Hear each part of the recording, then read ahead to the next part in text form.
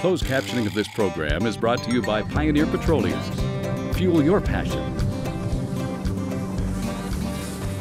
If you're planning on fishing for longnose gar, again, over the years, I found that using a braided line with very little stretch is much better for setting the hook. You can catch them using monofilament line, but there's so much stretch that a lot of times when they hit the bait, because they tend to grab it like chopsticks and hit the lure and thrash their head left or right, because that's usually how they pin bait fish, you almost get a little bit of a whiplash because the line stretches, and then when the fish kicks back with his head, it shoots right out of their mouth. So I find that using a braided line and tying your lure directly to the line works much better. Now, one of the best ones on the market is a titanium braid, which I'm holding up right there. You don't have to use a heavy line, even 10-pound test. Titanium braid will work really well.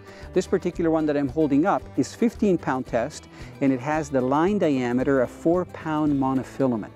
A braided line will perform much better when you're trying to catch longnose gar with artificial lures.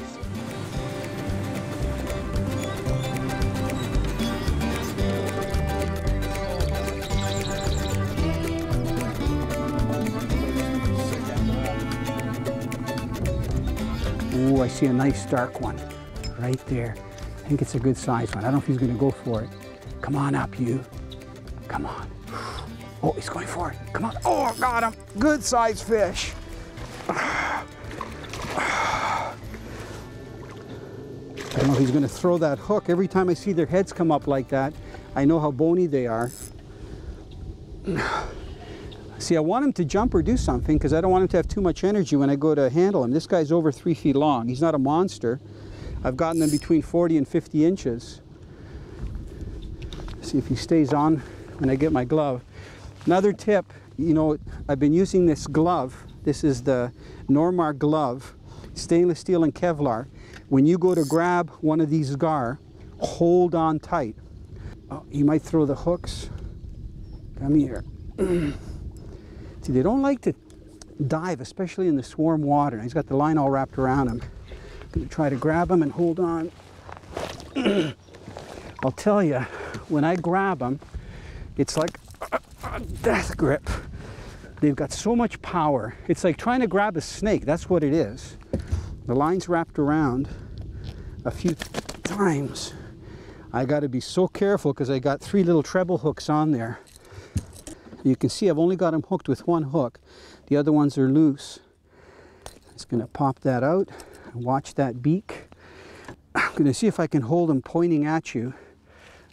He's trying to fight on my hands. Just so you see how tapered he is. Can you see how tapered he is? Look at my hands shaking from trying to hold it tight. I mean, if I go, look at his back. Does he not look like a snake? Look, just like that. Wow. Okay, I'm going to get him over the side. You can't use a net for these things because their snouts are too long. So they actually get the snouts caught in the net. So you watch this guy. He's going to take off pretty quick. I'm going to try to hold him with this glove. Look at, even by the back of the tail, what a good landing device. So I'm going to put him back here. You're going to see how nice he's going to disappear. Look at, there he goes. Mr. Invisible.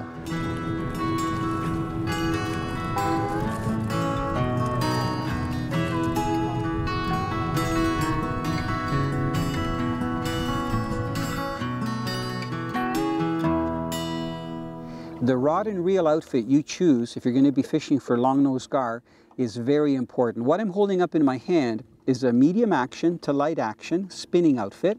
It's loaded with a medium size reel and it's matched with an R-type rod. Okay, so the reason I'm using this particular rod, this is a one-piece blank. The R-type is one of the top outfits from Rapala. So one-piece construction, and it's very flexible. I'm just going to take the lure off the clip here. So you can see if I pull it, there's lots of flex, and you can hear the drag going out.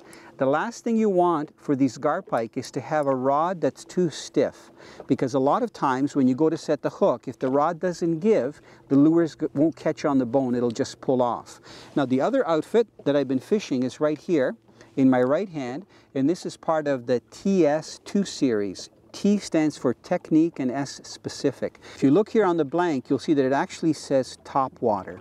So the TS series are designed to use for specific presentations. So there's top water, jigging, jerk baiting, spinner baiting, and on and on and on. So the top water one has just enough flex in the blank. You can see here.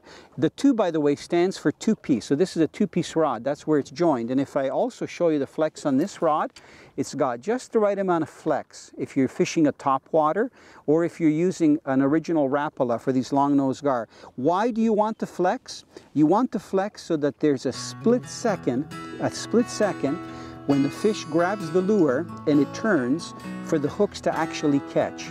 If the rod is too stiff and you set the hook too fast, you'll pull it away from the fish, whether you're topwater fishing or going for these Longnose Gar. So having the rod and reel outfit with the right line can really help you catch more gar.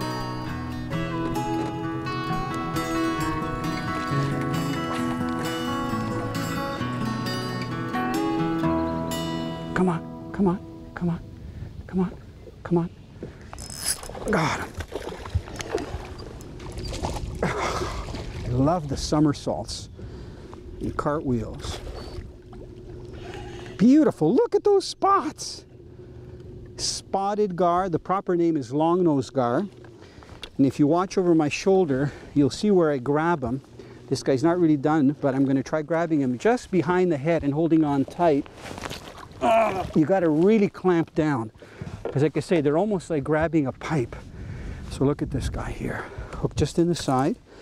I've got my pliers nice and handy. And again, just one hook in the bottom. I gotta be very careful. Look at that. Isn't that a pretty sight? Very bright. You know, they have nice green bellies. And look at the back. It's almost like the color of the vegetation with these beautiful spots. And that tail, look at nice lobe tail. It looks like a butterfly in the wind. I think they're such a beautiful fish. Okay. I don't know if I can move my hand back. Ah, no way. They've got so much energy. Took off like a lightning bolt.